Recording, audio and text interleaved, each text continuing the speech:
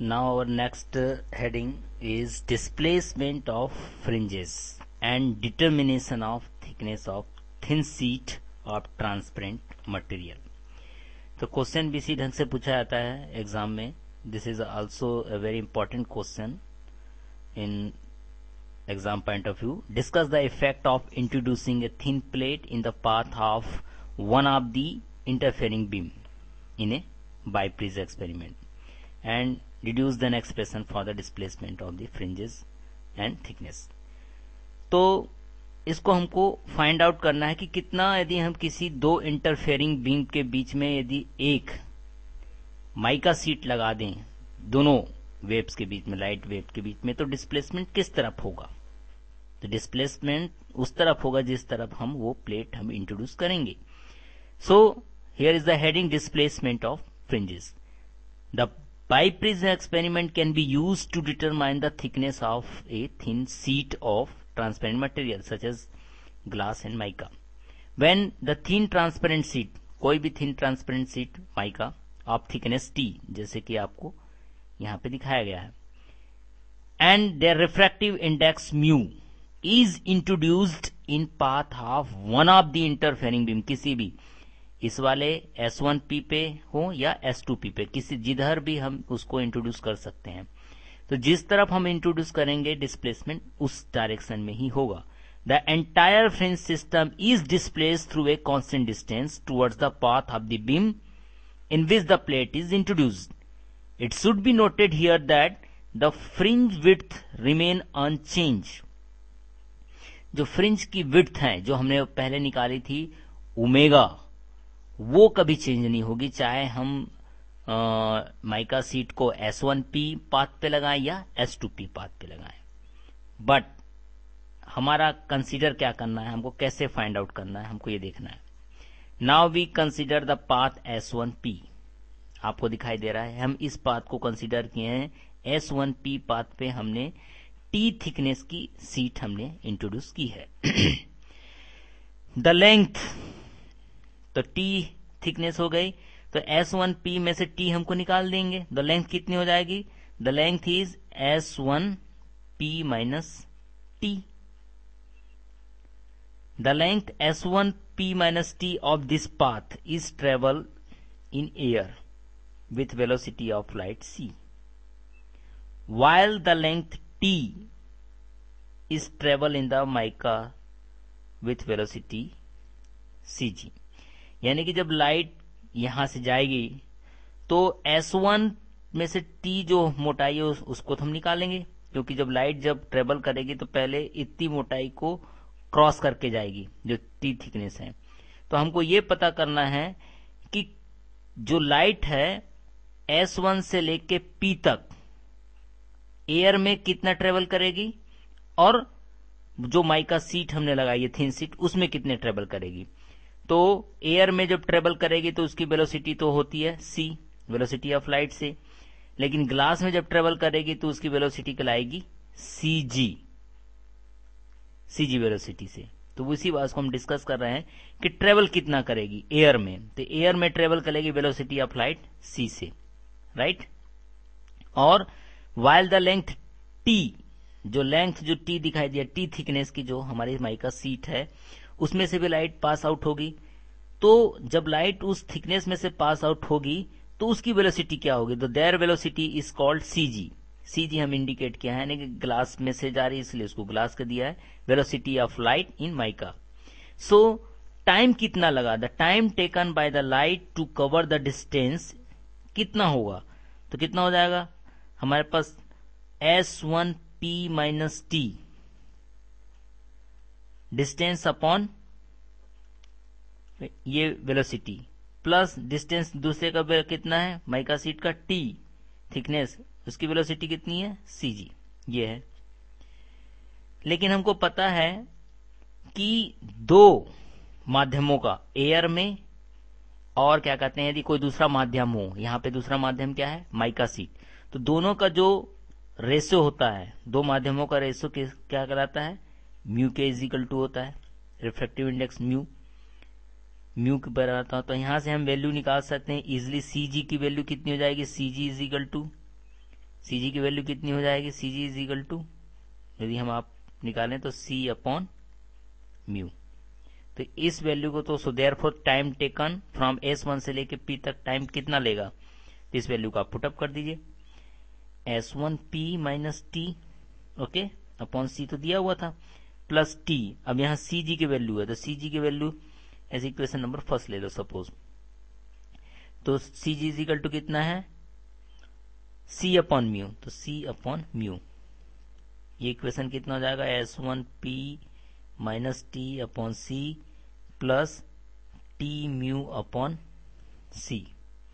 तो total value कितनी हो जाएगी आपकी, तो S1P mu minus 1 into T upon C. तो यानी इतना यानी कि ट्रेवल करेगा टाइम ट्रेवल करने में इतना टाइम लगा। Thus the path S1 to P is equivalent to the air path S1P plus mu minus 1 into T। इतने हमारे उसके टाइम के बराबर होना चाहिए। हमको पाथ डिफरेंस निकालना है, पाथ डिफरेंस एट P पे कितना होगा पाथ डिफरेंस।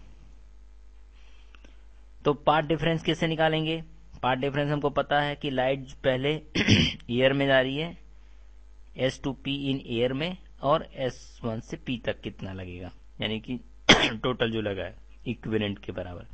यानी जो पाथ हम निकालेंगे, पाथ S2P इन एयर में, और पाथ टोटल पाथ यानी कि हमने जो निकाला है इक्विवेलेंट पाथ, यानी ऊपर जो भी निकाला है S1 से लेके P के बीच में, यानी S1P ये वाला, तो कितना हो जाएगा S2P, ओके, माइनस जो निकाला है उसको आप रख दीजिए S1P plus mu minus 1 into T, ये आ गया। ओपन कर दीजिए आप वैल्यू को, तो S2P right minus S1P right minus mu minus 1 into T. तो S2P माइनस S1P की वैल्यू कितनी होती है, हमने पीछे निकाल रखा है डेरिवेशन में, दो वेव्स के बीच का पाथ डिफरेंस होता है 2xd upon capital D, mu minus 1 into T. आप चाहें तो ब्रैकेट में लिख सकते हैं कि S2P माइनस S1P जो हमने निकाला था वो कितना होता है, 2xd अपॉन कैपिटल डी के बराबर होता है। So this is the equation number first. तो फॉर nth मैक्सिमा के लिए पाथ डिफरेंस कितना होना चाहिए, nth मैक्सिमा, तो पाथ डिफरेंस जो हम nth के लिए निकालेंगे फॉर nth मैक्सिमा के लिए पाथ डिफरेंस हो जाएगा n lambda. This is the equation number second.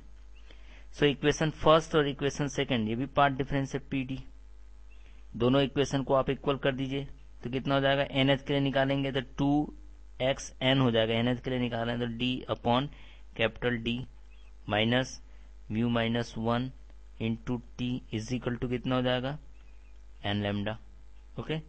तो यहां से xn की वैल्यू निकालो, xn इज इक्वल टू कितना होगा, xn is equal to capital D upon small 2d n lambda plus mu minus 1 into t. This is the equation number third.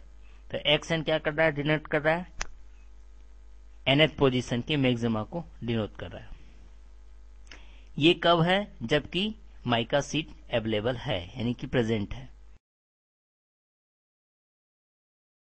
यदि mica sheet को हटा दिया जाए इन the absence of the plate, यानी t is equal to 0 कर दिया जाए, तब nth मैक्सिमा कितनी होगी, nth मैक्सिमा निकालेंगे तो क्या हो जाएगा, इक्वेशन 3 जो लास्ट हमने लिया था इक्वेशन, उसमें से t की वैल्यू 0 कर दी जाए। हमारी इक्वेशन क्या थी, लास्ट इक्वेशन थी हमारी xn is equal to d upon 2d n lambda plus mu minus 1 t, ये इक्वेशन नंबर 3।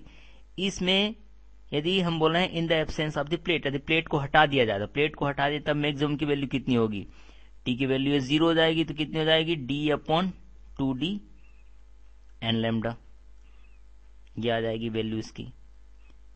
तो ये वैल्यू हमारी निकल के आई जब एब्सेंस में हो। यदि if capital S denote the displacement of nth maxima, by introducing the mica sheet लगाने के बाद यदि आता था S is equal to capital D upon 2d n lambda plus mu minus 1 into T.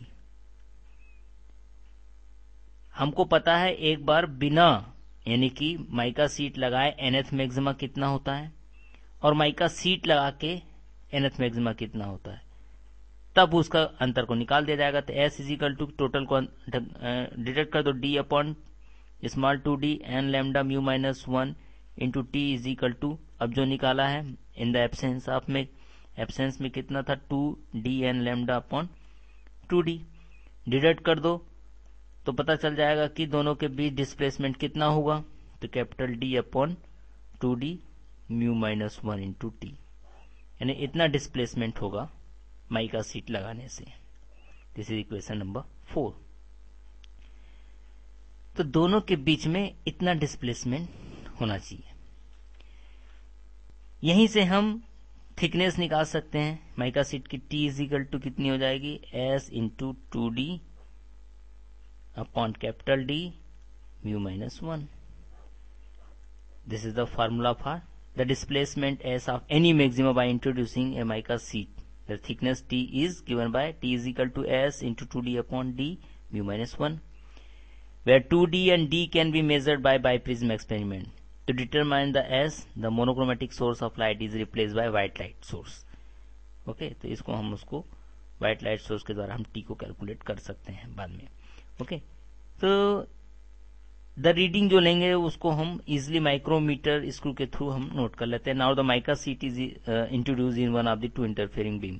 तो जिधर हम इंटरफेयर बीम हम इंट्रोड्यूस करेंगे माइका सीट को, उस साइड ही वो क्या कहते हैं माइका सीट डिस्प्लेस हो जाएगी।